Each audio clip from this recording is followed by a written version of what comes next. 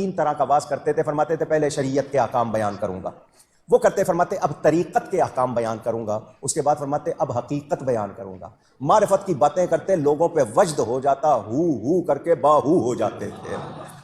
جنازے اٹھتے تھے آپ کی مجلس سے، یعنی لوگ تاب نہیں لاتے تھے، اسی کیفیت میں انتقال ہو جاتا تھا، جنازے اٹھا کرتے تھے۔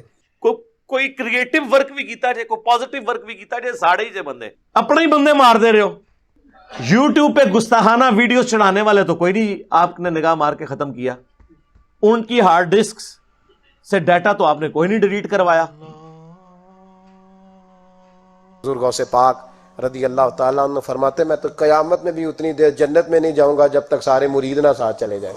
فرماتے قیامت کے روز میں اس وقت تک قدم نہیں اٹھاؤں گا جب تک کہ اپنے سارے مریدوں کو داخل جنت نہ کروا لو۔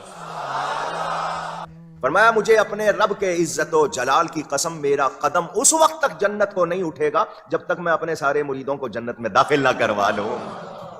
اور دوسری طرف وہ کتنی رکت انگیز حدیث ہے بخاری اور مسلم دونوں میں کہ اللہ کے محبوب صلی اللہ علیہ وآلہ وسلم فرماتے ہیں جب قرآن کی یہ آیات نازل ہوئی نا کہ اے نبی اپنے قریبی رشتہ دار کو آخرت کا رشتہ داروں کو ڈر سنائیے، تو آپ نے پھر ایک ایک رشتہ دار کو بلا کر کہا، آپ نے فرمایا اے نبی کے چچا عباس میرے مال سے جو لینا ہے لے لے، اگر اللہ نے قیامت کے دن تجھے پکڑ لیا میں تیرے کچھ کام نہیں آؤں گا۔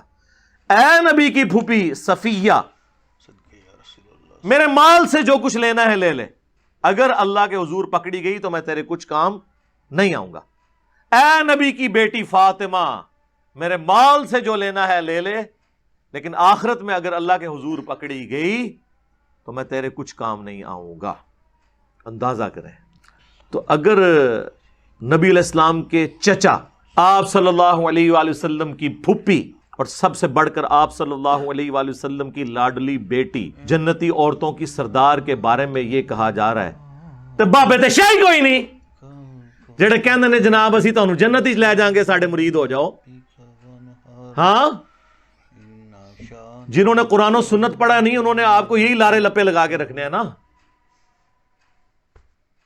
بہجت الاسرار میں حضور غوث اعظم رحمۃ اللہ تعالی علیہ فرماتے ہیں میں طرف کے جنگلوں میں سالوں رہا، درخت کے پتوں پر میرا گزارا ہوتا، مجھے پہننے کے لیے ہر سال ایک شخص اون کا ایک جبہ لا کر دیتا تھا جس کو میں پہنا کرتا تھا، میں کانٹوں پر ننگے پاؤں چلتا تھا، خوفناک غاروں اور بھیانک وادیوں میں بغیر خوف کے داخل ہو جاتا۔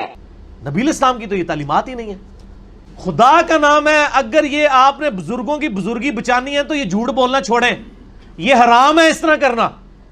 بخاری مسلم دونوں میں حدیث ہے، عبداللہ بن عمر بن عاص کے باپ عمر بن عاص نے شکایت کی کہ عبداللہ بن عمر بن عاص کی بیوی نے مجھے شکایت کی ہے کہ یا رسول اللہ صلی اللہ علیہ وسلم میرا بیٹا اپنی بیوی کے پاس نہیں جاتا، پوری رات نمازیں پڑھتا ہے۔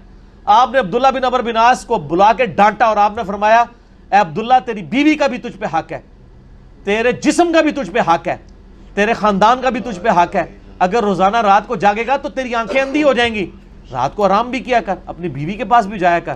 آپ کے بزرگ بابے جو ہیں یہ امپریس تھے یہودیوں کے راہبوں سے اور عیسائیوں کے راہبوں سے اور ہندوؤں کے راہبوں سے، تو بہر فرق تو ہوگا نا پھر۔ راوی کا قول ہے کہ میں نے خلیفہ کو ایک دن حضرت سیدنا محی الدین شیخ عبد القادر جیلانی قطب ربانی رضی اللہ تعالی عنہ کی خدمت میں دیکھا کہ عرض کر رہا ہے کہ حضور میں آپ سے کوئی کرامت دیکھنا چاہتا ہوں تاکہ میرا دل اطمینان پائے۔ آپ رضی اللہ تعالی عنہ نے فرمایا تم کیا چاہتے ہو؟ اس نے کہا میں غیب سے سیب چاہتا ہوں، اور پورے عراق میں اس وقت سیب نہیں ہوتے تھے۔ تو آپ رحمت اللہ تعالی علیہ نے ہوا میں ہاتھ بڑھایا تو 2 سیب آپ رضی اللہ تعالی عنہ کے ہاتھ میں تھے۔ وہ میں نے پہلے بھی عرض کیا کہ اب یہ قیامت تک کوئی بزرگ اس قسم کا کارنامہ نہیں کر سکے گا۔ اس کی وجہ یہ ہے کہ اب میڈیا کا دور ہے، اب جیو نیوز کا دور ہے، اب ARY ایکسپریس، دنیا ٹی وی، BBC، CNN، اس کے سامنے پبلکلی آ کے یہ چیز پروف کرنی ہوگی۔ وہ تو ہر چیز ادھیڑ کے جو ہے وہ سائڈ پہ کر دیں گے، سارا چٹا بٹا کھول کے رکھ دیں گے۔ تو اس حوالے سے یہ سب کی سب چیزیں جھوٹ پہ چل رہی تھی، اس لیے اب آپ کو آج کل کوئی ایسے واقعات نہیں نظر آئیں گے، ورنہ دعویٰ تو ہے نا جی ہر وقت اللہ کے اولیاء سے۔ اب اولیاء بھی ان کے لیے اس قسم کے کرتب دکھانے والے لوگ رہ گئے جی، دنیا خالی نہیں ہوتی تو اونٹتے آمن اولیاء سامنے، ان تو ضرورت ہے زیادہ۔ اب تو لوگ قرآن و سنت پڑھ پڑھ کے ان کے بقول گمراہ ہو رہے ہیں، تو اس وقت تو زیادہ ضرورت ہے کہ یہ لوگ سامنے آئے اور کرتب کر کے لوگوں کو دکھائیں، لیکن یہ اب انشاءاللہ نہیں لائیں گے۔ اس قسم کا کوئی کام نہیں کر سکیں گے کیونکہ ان کے اوپر بہت بڑا میڈیا کا چیک لگ چکا ہے الحمدللہ. ماں نے بھیجا، بسم اللہ کریں، قرآن شریف پڑھیں. استاد صاحب نے کہا پڑھو بسم اللہ الرحمن الرحیم. حضرت نے 14 اور ایک روایت کے مطابق 18 پارے زبانی سنا دیے. وہ استاد کہنے لگا یہ بچہ پڑھنے آیا ہے یا پڑھانے آیا ہے؟ ہیں؟ ماں بھیج رہی ہے بسم اللہ کراؤ، اس کو 18 پارے یاد ہے. ادھر بچہ کہہ رہا تھا استاد جی پہلا پڑھا ہوا تو سن لو. پیغام بھیجا ماں کے پاس، یہ ماجرا کیا ہے؟ تم نے بھیجا ہے بسم اللہ کے لیے، اس کو 18 پارے یاد ہے.